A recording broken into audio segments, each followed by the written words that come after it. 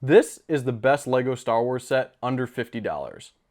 I'm just kidding. It's definitely not. But for real this time though, this, in my opinion, is the best LEGO Star Wars set under $50. Let me tell you why. LEGO has released a bunch of Playscale Slave 1s over the past 22 years. I think this one from 2021 is easily the best bang for your buck, and you can still buy it in stores today. One of the great things about this ship is that it's been around since The Empire Strikes Back. It's been in movies and TV shows for the past 42 years. This means that it has enough history to appeal to older fans, but it's been around in enough recent Star Wars media to appeal to younger fans too. I think it hits the balance between these two demographics really well. Let me tell you why I think this set is almost perfect. First of all, this is a fantastic value for almost any Star Wars fan. When talking about value, I don't just mean that this is a good LEGO set. You can have a great LEGO set, but if it's overpriced, that makes it a bad value for the consumer. The suggested retail price for this set is $50, but you can find it in most stores and online for around $40 these days. That's pretty affordable in the world of LEGO Star Wars, where the average set costs around $89. I think I did my math right. Please forgive me if I'm a little bit off here. Older fans will love this set for its build experience and display value.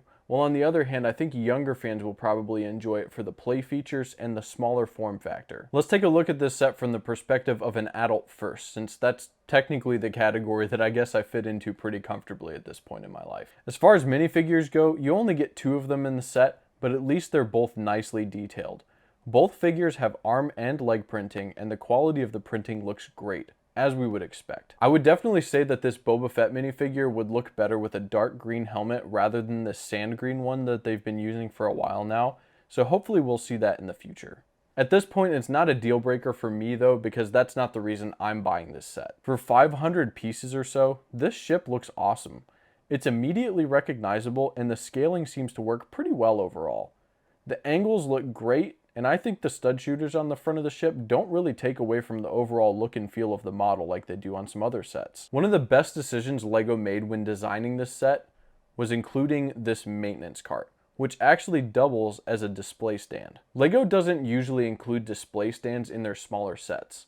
Those are usually reserved for the Ultimate Collector Series sets, so it's great to see a stand included here. This thing really elevates the look of the set as a whole. I tend to break down most of my LEGO sets after I've had them on display for a couple of months so that I can use them in mocks, but I've had this set on display since I bought it in August of last year, and I don't plan on parting it out anytime soon. It just looks really good on a shelf, and it doesn't take up a ton of space either, which is something I think reviewers tend to overlook when evaluating LEGO sets. Space is a limited commodity in most people's homes, and while this may not be the most detailed, absolutely completely accurate Slave 1 that LEGO has ever released, I still think it looks really good for the amount of shelf space that it commands. From the perspective of, say, a 9-year-old kid, I'd say this set is probably considered to be pretty awesome. The stud shooters are a great feature. You also get a Gamorrean guard in carbonite that fits very nicely inside the ship.